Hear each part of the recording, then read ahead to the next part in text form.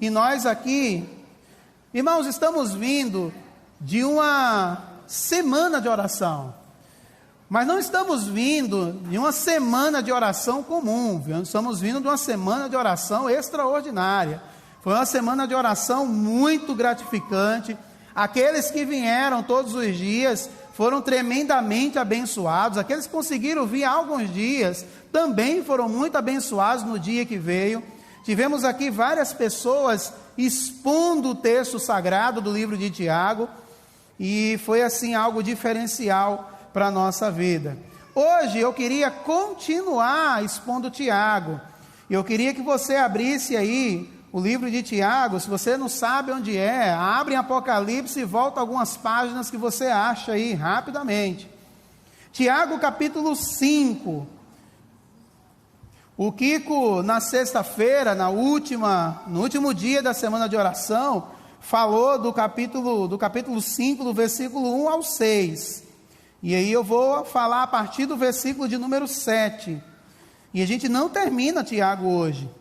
Eu achava que daria para terminar, mas aí quando a gente lê o versículo 7 em diante, a gente percebe que tem muita coisa para ser extraída aqui, para a gente pensar.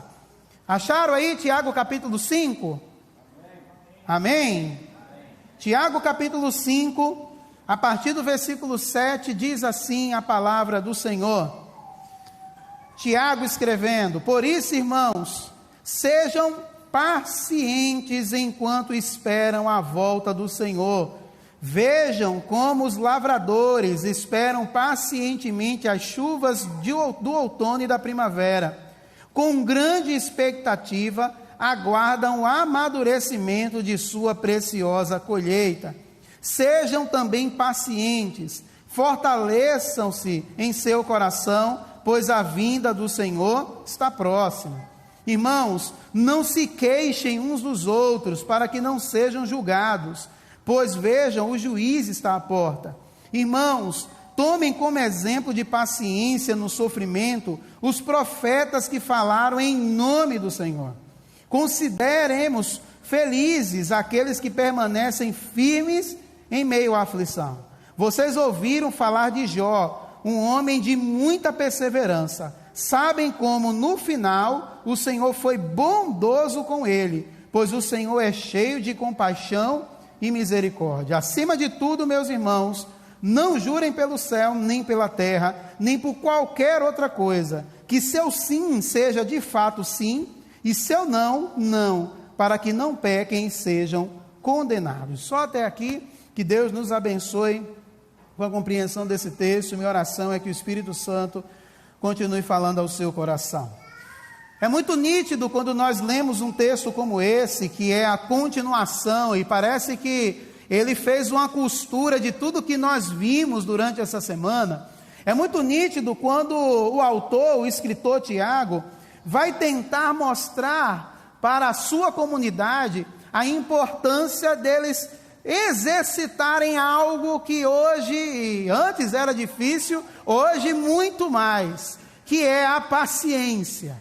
Ele vai falar aqui repetidamente que nós precisamos ser pacientes, e ele vai repetindo isso e falando a respeito. Essa repetição vem exatamente naquilo como eles chamam as pessoas de lá. Ele fala o tempo todo: meus irmãos, meus irmãos, meus irmãos. Parece que cada versículo aqui há um grito de Tiago dizendo: o que eu quero para vocês, como irmãos em Cristo Jesus que somos, é que vocês sejam pacientes. E eu queria falar sobre isso, sobre paciência, mas eu queria falar sobre esse poder renovador da paciência. Fernando Pessoa escreveu uma frase que dizia assim, que a paciência é a chave da alegria, a impaciência, a precipitação, a do arrependimento. Falava isso exatamente para ilustrar que nós estamos vivendo num contexto de muita impaciência. Nós não conseguimos ficar quietos mais, nós conseguimos mais ficar parados, não conseguimos mais esperar. A impaciência ronda a nossa vida. Há um ditado popular que diz que a paciência tem limite. Já ouviram isso? Paciência tem limite. Só que realmente existe limite para a paciência? Será que paciência realmente deve ter limite? Tiago começa a sua carta mostrando, lá no capítulo 1, mostrando exatamente esse chamado à perseverança.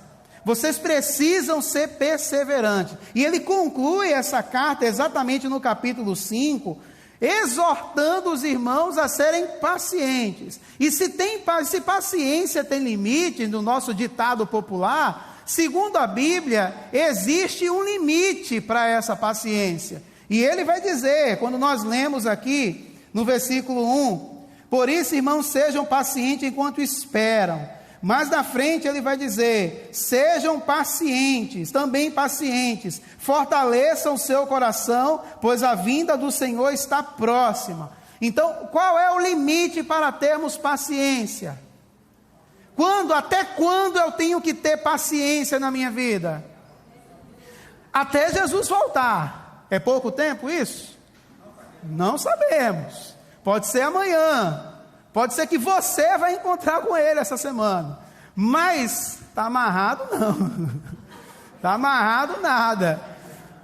Na verdade, a expressão que ele usa é: se paciência tem limite, nós precisamos exercitar a paciência até Jesus voltar.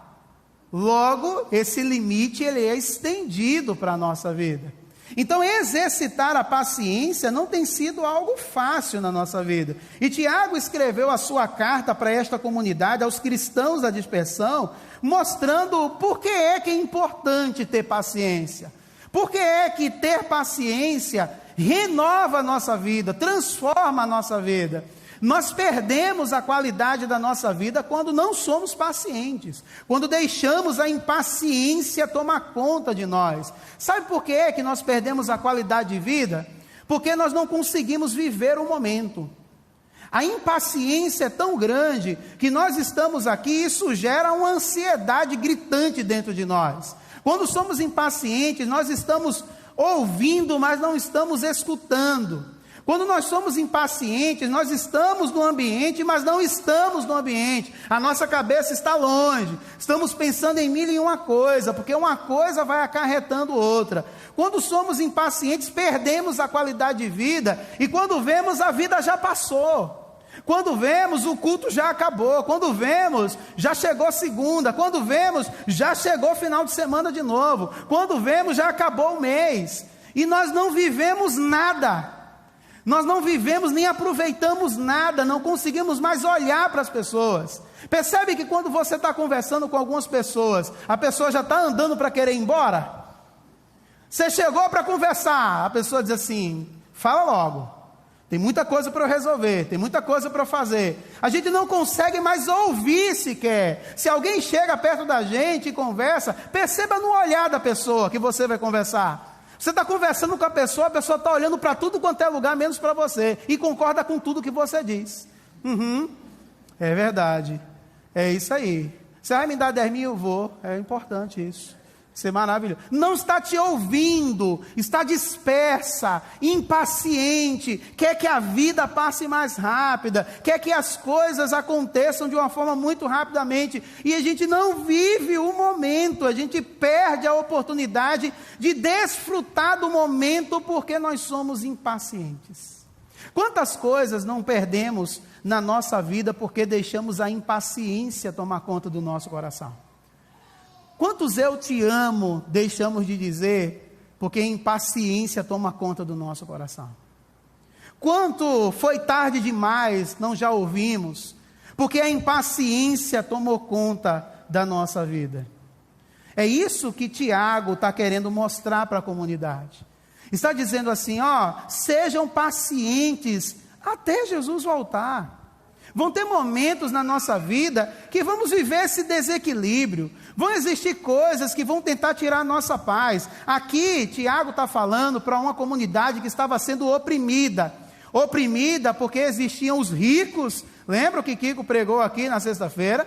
Que estavam de alguma forma, de alguma maneira, impondo a sua forma de ser, o seu jeito de ser. Estava oprimindo os pobres. E a maioria desses pobres fazia parte da comunidade cristã dessa dispersão. Tiago escreve uma carta e diz assim: sejam pacientes, porque a justiça de Deus, o juiz que ele mostrou aqui, ele vai agir. Seja paciente, viva, desfrute desses momentos, porque o juiz vai exercer a sua justiça sobre isso. Então, quando nós olhamos para esse texto, nós começamos a perguntar assim: como podemos experimentar esse tipo de paciência até Jesus voltar? Se é até Jesus voltar, a paciência tem que ser uma bênção para mim. A paciência tem que jogar a meu favor. Se é até Jesus voltar, eu preciso ser renovado através da paciência. Até porque já estava escrito para eles aquilo que Isaías escreveu. Lembra o que Isaías falou? Os que esperam no Senhor renovarão as suas forças. Já estava escrito na época. O que a gente pode tirar como lição para a gente é: nós precisamos fazer com que a paciência seja uma bênção e não uma agonia para o meu coração. Só quando a gente diz assim para algumas pessoas: espere que eu vou te dar uma resposta. Ou você manda uma mensagem para alguém: olha, eu preciso falar com você. A pessoa te liga 1 segundo depois, para querer saber o que é. Conta logo, porque você vai me matar. Não é. Vamos fazer, abre parênteses aqui. Vamos exercitar isso? Escolhe uma pessoa e diga lá para ela: eu tenho uma coisa para te contar. E se ela ligar para você, não atenda. Diga que vai ser depois. Pense numa pessoa que é muito ansiosa e escolha essa pessoa, ok? E fale, e você vai ajudar essa pessoa a exercitar a paciência, ou infartar, né? De alguma forma. Irmãos, mas eu queria pegar esse texto e mostrar para os irmãos alguns exemplos que ele vai citar e algumas coisas que nós podemos fazer para experimentar esse poder renovador da paciência na nossa vida, para que isso seja uma bênção para a gente. O que Tiago vai dizer aqui? A primeira coisa, Tiago vai ser muito categórico no versículo 7, que ele vai dar um exemplo, ele vai usar uma metáfora, que ele diz assim: por isso, irmãos, sejam pacientes enquanto esperam a volta do Senhor. Aí ele vai dar o exemplo: vejam como os lavradores esperam pacientemente as chuvas do outono e da primavera. Com grande expectativa, aguardam o amadurecimento de sua preciosa colheita. Olha a metáfora que ele usa para ilustrar que nós precisamos ser pacientes. A primeira coisa que eu aprendo nesse texto é que experimentamos esse poder renovador da paciência quando entendemos que há coisas que dependem de nós e outras que só dependem de Deus. Essa é a primeira coisa. Como é que eu experimento essa paz, essa paciência? Como é que isso pode ser uma bênção para mim? Quando eu entendo que há coisas que dependem de nós e outras que só dependem de Deus. Irmãos, se uma pessoa é impaciente, ela nunca deve ser um agricultor. Você concorda com isso? Porque o agricultor, de alguma forma, de alguma maneira, planta a sua semente certa, no campo certo, no tempo certo, sob as condições certas. Mas aí não depende só disso. A semente não nasce, cresce, floresce, dá frutos de uma hora para outra. Se em algum momento vier chuva demais, o que acontece? E se não vier chuva nenhuma? Mas ele plantou. O que ele está querendo dizer é: se nós seguirmos o exemplo do agricultor, ele faz aquilo que depende dele. O que ele pode fazer? Plantar. O que ele não pode fazer? Chover, brotar. Isso não depende dele. Ele precisa aguardar as condições certas para que isso aconteça. Como é que isso se traduz na nossa vida como servos do Senhor? Irmão, sabe por que é que somos tomados pela impaciência? Porque ficamos esperando Deus fazer as coisas que nós podemos fazer. Entendeu isso? Às vezes Deus quer abençoar, Deus quer descer a chuva sobre nós, mas não temos coragem nem de plantar a nossa semente. E queremos que as coisas brotem, que as coisas aconteçam. Deus está dizendo para a gente assim, através desse texto: meu filho, minha filha, se você quer experimentar o poder transformador e renovador da paciência, faça tudo o que depender de você. Se você tem consciência que fez tudo o que dependia de você, aguarde que a chuva vai descer. E a semente vai brotar, vai gerar uma árvore. Você vai colher os frutos. Mas tudo depende também do que você está fazendo. Queremos que Deus faça as coisas que nós podemos fazer. Aí geramos uma impaciência dentro de nós, porque a gente só ora. E a gente ora, e a gente pede, mas eu clamei a Deus pela chuva. E Deus está dizendo, eu vou mandar a chuva, mas não vai nascer nada, porque você nem coragem de plantar a semente você teve. Então é muito nítido o que Tiago está dizendo, se você quer experimentar a chuva de Deus, se você quer experimentar essa bênção que é esperar pacientemente o poder de Deus se renovando na sua vida, plante a sua semente, faça tudo o que depender de você. Não tem aquelas pessoas que querem conseguir emprego, mas não colocam currículo em lugar nenhum? Não coloca currículo em lugar nenhum, não procura nada. Às vezes ninguém sabe, mas eu estou orando a Deus e Deus vai abrir a porta. Como infeliz? Como que Deus vai abrir uma porta para você, se nem coragem? Antes era diferente, né? Lembra que a gente andava com as pastinhas debaixo do braço, para entregar currículo nas portas? Hoje você nem sai de casa. Hoje você pode enviar currículo para o mundo inteiro, sem sair de casa, e nem isso muitas pessoas conseguem fazer. O infeliz quer namorar, mas não fala para a pessoa, quer que Deus revele no sonho.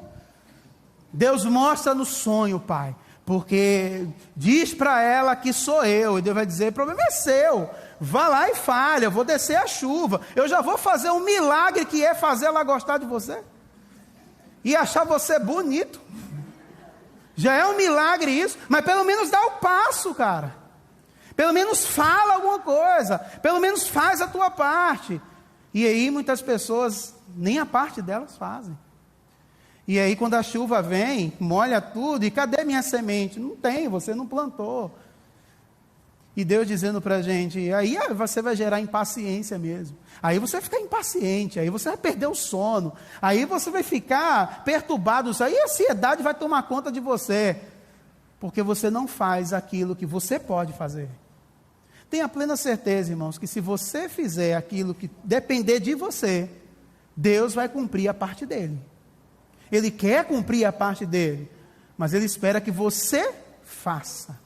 Temos inúmeros exemplos na Bíblia que falam sobre isso. Não precisa nem citar muitos aqui. Enquanto, na verdade, você tem lá Abraão, que deu o passo da fé, para querer sacrificar o seu filho, Deus deu a ordem para ele só viu Deus que provê e que proverá na vida dele, quando ele deu o passo da fé, e aí Deus mostrou o que ele deveria ter feito, mas ele deu o passo. E aí, muitas vezes, ficamos limitados com isso, queremos que Deus faça milagre, a gente não faz nada. Deus faz tudo, Pai, por mim, tudo. O Senhor sabe das minhas condições, sou limitado. E Deus dizendo, você pode fazer, tem coisas que você pode fazer, eu quero realizar. Aí as pessoas ficam, entra dias, anos, aí termina um ano, aí começa outro, aí vem aquelas palavras de mudança, aí vem aquele, o ano que vem vai ser diferente, o ano que vem e a gente continua do mesmo jeito. E sabe por que a gente continua do mesmo jeito? Que a gente não dá o passo da fé. Sabe por que a gente continua do mesmo jeito? Porque Deus está esperando que a gente faça alguma coisa, para que Ele comece a fazer a parte dele. Enquanto você não fizer a sua parte, enquanto eu não fizer a minha parte, Deus não vai fazer a parte dele. Porque isso é um princípio. Ele diz para Josué, esforçai-vos, e eu serei contigo. Agora, se você nem se esforça, nem conte comigo. Eu não vou abrir porta para você, você nem se esforça. Não conte comigo. E nós precisamos experimentar esse poder renovador da paciência, quando entendemos que há coisas que dependem de nós, outras só dependem de Deus. E se só depende dele, Ele vai fazer. Se só depende dele, pode ter a plena certeza que Ele vai realizar. Mas faça tudo o que depender de você. A outra coisa que esse texto nos ensina, eu queria pular para o versículo 10, que ele vai usar um exemplo. Ele vai dizer assim: irmãos, tomem como exemplo de paciência no sofrimento os profetas, que falaram em nome do Senhor. Olha o exemplo que ele usa. Primeiro ele usa a ilustração do agricultor. Ele usa como exemplo de paciência o agricultor. Depois ele vai usar como exemplo de paciência os profetas. E por que ele vai usar os profetas? Para nos ensinar assim, que nós experimentamos esse poder renovador da paciência quando aprendemos a ressignificar a nossa vida, porque os profetas aprenderam a ressignificar a vida deles. Por que eu estou dizendo isso? Se você pega aqui profetas como Isaías, por exemplo, Isaías foi preso, não foi ouvido pelo seu povo. Isaías estava lá, profetizando, falando. Isaías estava lá dizendo: Deus mandou dizer para vocês consertarem a sua vida. Quem deu ouvidos a Isaías? Ninguém. O cativeiro veio. Jeremias está lá de novo, foi levantado e dizendo: Deus vai levar vocês para o cativeiro. O que é que fizeram? Jogaram ele num poço. Daniel estava lá, falando em nome de Deus, lá dentro da Babilônia. O que fizeram com ele? Jogaram na cova dos leões. Mas você não vai ver nenhum desses profetas desistindo. Eles são exemplos de perseverança. E o que é perseverança? É a capacidade que eu tenho de ressignificar a minha vida. O fato de eu ser servo de Deus, o fato de eu estar falando em nome de Deus, o fato de eu representar Deus, não vai me isentar de problemas. Mas eu uso esses problemas para ressignificar a minha existência.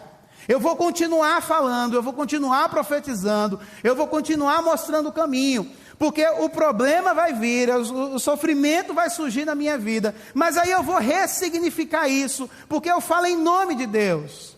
E os profetas ensinam isso para nós. Nenhum profeta teve vida mansa. Cita um. Nenhum profeta teve uma vida em que você dissesse assim: esse cara aí é tremendamente abençoado, as portas se abriram para ele, eles pregaram e foram bem-sucedidos, esses caras arrebentaram. Nenhum deles. Todos eles passaram por alguma coisa que eles poderiam desistir, mas eles ressignificaram a vida deles, através da perseverança. Irmãos, tem coisas que acontecem na nossa vida, e muitas vezes perdemos o ânimo de servir a Deus, por conta dos problemas que surgem. Surgiu um problema, a primeira coisa que a gente faz, fica entristecido com Deus. E qual é a forma que a gente faz para poder mostrar que estamos entristecidos com Deus? A gente deixa de vir à igreja. A gente não frequenta mais.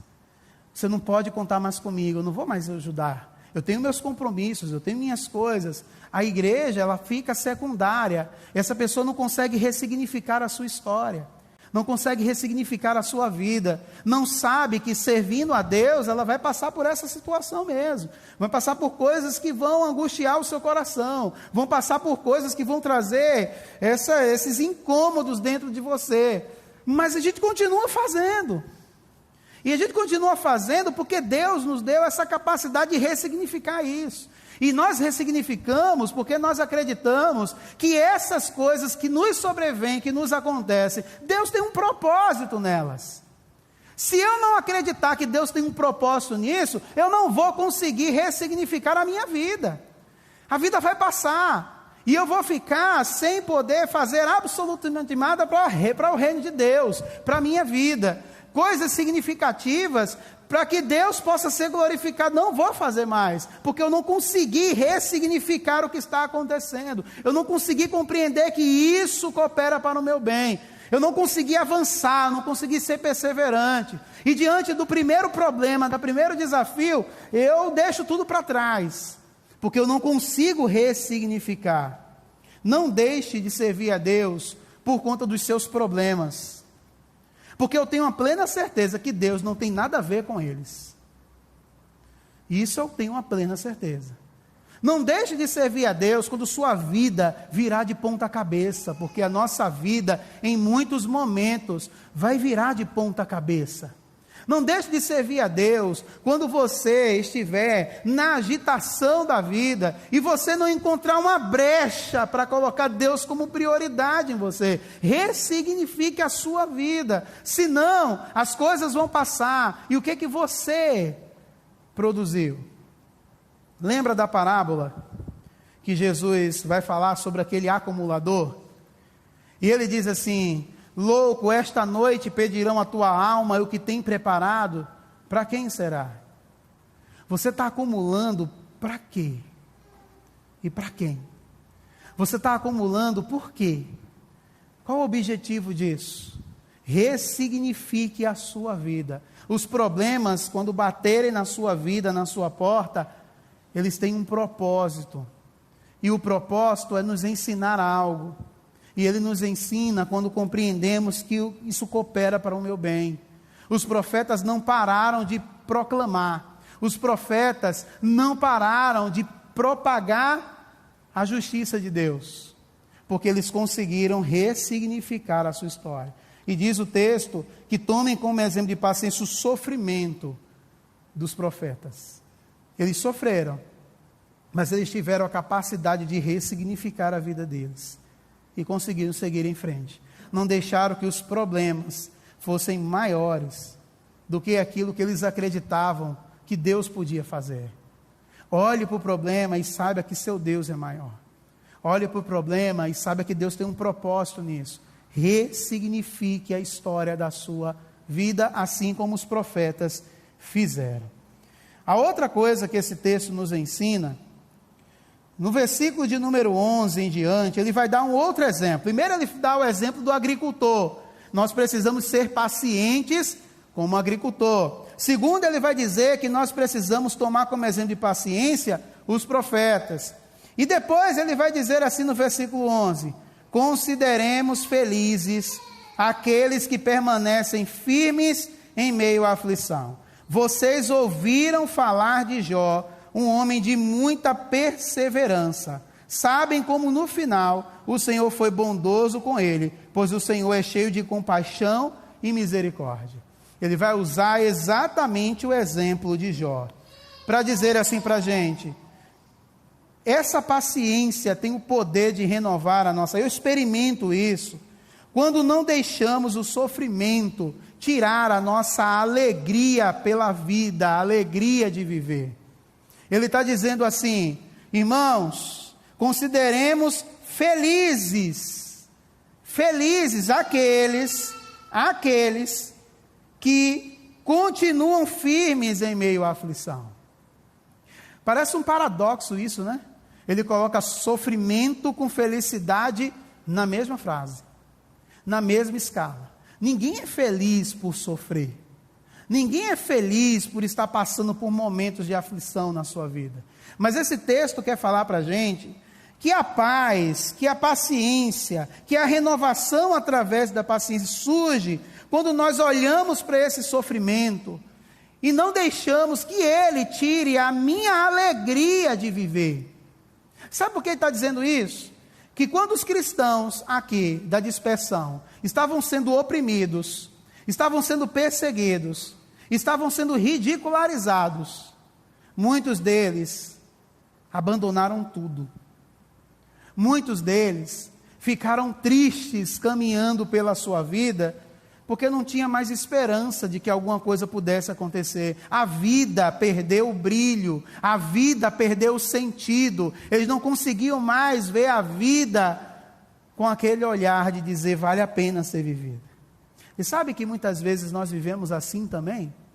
Quando nós estamos vivendo e enfrentando algum tipo de sofrimento na nossa vida, algum tipo de dor, parece que a nossa vida inteira se resume apenas na dor. Uma vida inteira se resume apenas naquele momento.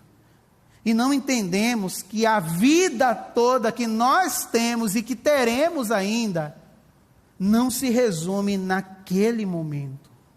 E jogamos fora uma vida inteira por causa de um momento.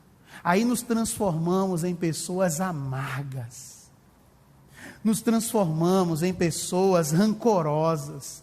nos transformamos em pessoas que não têm mais alegria de viver, e o que pudermos fazer para despejar a nossa mágoa em cima dos outros, nós vamos fazer. E é porque a vida perdeu o brilho para mim. E quando a vida perde o brilho para mim, eu consigo mostrar isso através das minhas atitudes. E aí eu me torno uma pessoa horrível, porque eu não tenho mais alegria de viver. E aí a vida pesa. E aí o texto diz assim, vocês ouviram falar de Jó, não lembram? É preciso, irmãos, a gente repetir o que Jó enfrentou. O que Jó enfrentou, você, eu, cada um de nós, não chegamos nem a 1% do que ele enfrentou. Você concorda comigo isso? O que Jó enfrentou, você não enfrentou 1%. Eu não enfrentei 1%. E talvez a gente nunca enfrente nem 1% daquilo que Jó enfrentou. Mas aí, ele diz que Jó, é irônico isso, né? Ele diz que Jó não deixou de acreditar que Deus pudesse reverter o quadro. Jó entendeu que a vida dele não se resumia naquele momento, era uma fase, era um momento que iria passar. Jó não jogou fora uma vida inteira com Deus. Jó não jogou fora uma vida inteira da bênção de Deus sobre a vida dele por causa de um momento. Passou pelos seus altos e baixos, como nós enfrentamos também. Mas no final, Deus reverte o quadro da situação dele. Sabe por que muitas vezes nós queremos desistir? É igual quando a gente vai ler o livro de Jó. Quando a gente começa a ler o livro de Jó, a gente vê aquela angústia tremenda, mas quando chega no final, a gente vê que a alegria veio, que Deus reverteu o quadro. E eu quero usar isso como metáfora para dizer para você, se Deus pudesse te mostrar o último capítulo da sua vida, você não iria desistir por causa de um capítulo. Se Deus mostrasse para você que a sua vida, se a sua vida fosse um livro, se Deus mostrasse para você as páginas seguintes da sua vida, você não iria abrir mão da sua vida, você não iria abrir mão das coisas por causa de um capítulo, de outros capítulos que Deus pode reverter o quadro da sua situação. É como se Deus dissesse assim, eu vou ler o capítulo da sua vida do final para o início, e eu vou mostrar o que vai acontecer com você, a partir de tudo que você está enfrentando. Meu amado e meu irmão, quando você estiver enfrentando esse momento de dor, de peso, de agonia, de angústia na sua vida, lembre-se que é apenas um capítulo da sua história. A sua vida não vai se resumir em um capítulo. Acredite que outros capítulos virão, e aí o quadro vai se reverter. Só aguenta mais um pouco. Ah, pastor, mas não aguenta, segura aí. Não chuta o balde agora não, da sua vida. Segura mais o pastor, isso aqui ainda pode ser só o início ainda, mas segura. Porque Deus vai reverter o quadro. Porque Ele tem misericórdia de você. Porque a bondade dEle está sobre a sua vida. Porque Ele ama você.